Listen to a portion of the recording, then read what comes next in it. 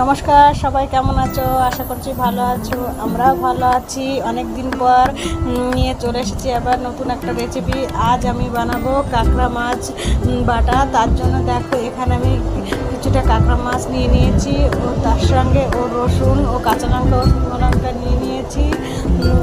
আমি প্রথমে কড়াইতে তেল দিয়ে কাঁকড়া মাছগুলো হালকা করে ভেজে নিচ্ছি। কাঁকড়া মাছগুলো ভাজা ভাজা হয়ে গেলে ওর মধ্যে আমি রসুন ও কাঁচা লঙ্কা শুকনো লঙ্কা দিয়ে আবার নেড়ে চেড়ে নিচ্ছি। নেড়ে চেড়ে ও মাছগুলো ভাজা ভাজা হয়ে গেলে এর মধ্যে পরিমাণ মতো হলুদ নুন দিয়ে দিয়েছি।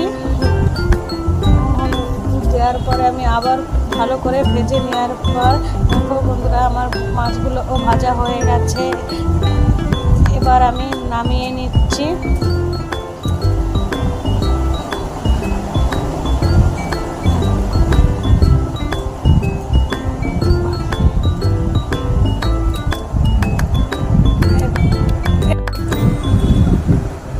মাছগুলো ভাজা গেলে এবার আমি নামিয়ে নিচ্ছি।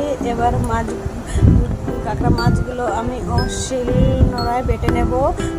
চাইলে বন্ধুরা মিক্সিতেও করে নিতে পারো, কিন্তু শিল নোড়ায় বেশি টেস্ট হয়, তার জন্য আমি শিল নোড়ায় মাছটা বেটে নিচ্ছি। দেখো বন্ধুরা,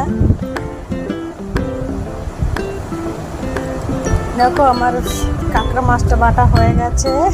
দেখো আজকে আমার রেডি হয়ে গেল কাঁকড়া মাছ বাটা।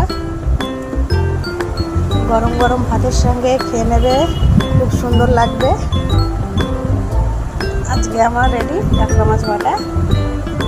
নমস্কার, টাটা।